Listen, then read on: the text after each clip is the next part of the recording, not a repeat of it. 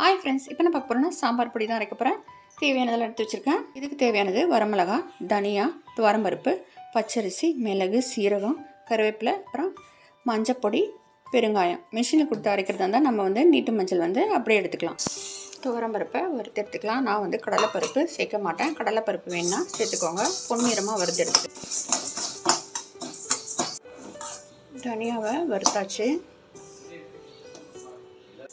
Rice நல்லா பொன்னிறமாக வறுத்தாச்சு. மிளகு நல்லா வறுப்படிச்சு, சீரகத்தை நல்லா வறுத்தெடுத்துக்கிட்டேன். வெந்தயம் 2 ஸ்பூன் எடுத்துக்கிட்டால் போதும். வறுத்தாச்சு. ஆயில் எதுவும் விடலை, ட்ரையாக தான் நான் வறுத்து எடுத்துருக்கேன். கருவேப்பிலை நிழல்லே உணர்த்தி வச்சுருக்கேன் பாருங்கள், நல்லா காஞ்சிருக்கு. 1 ஸ்பூன் பெருங்காய பொடி சேர்த்துக்கிறேன். நம்ம சாம்பார் செய்யும்போது கூட சேர்த்துக்கலாம். 2 ஸ்பூன் மஞ்சப்பொடி. நம்ம மிஷினில் கூட கொடுத்து அரைக்கலாம். அப்போ நம்ம நீட்டு மஞ்சள் வச்சுக்கலாம். இப்போ நான் மிக்சியில் தான் அரைக்க போகிறேன். அப்புறம் சூப்பராக அருமையாக ரெடி ஆகிடுச்சு பாருங்கள். வீட்டிலே நம்ம சாம்பார் பொடி ரெடி பண்ணியாச்சு. இது நீங்கள் 2-3 மந்த்ஸ் வச்சுக்கலாம். ஒரு கண்டெய்னரில் போட்டு எடுத்து வச்சுக்கலாம். நம்ம சூப்பராக இருக்குது பாருங்கள். ஹோட்டலில் கொப்பரை தேங்காய் போட்டு இறக்கிடுவாங்க சாம்பார் செய்யும்போது. அதே மாதிரி நம்மளும் தேங்காய் ஊற்றி இறக்கிடலாம்.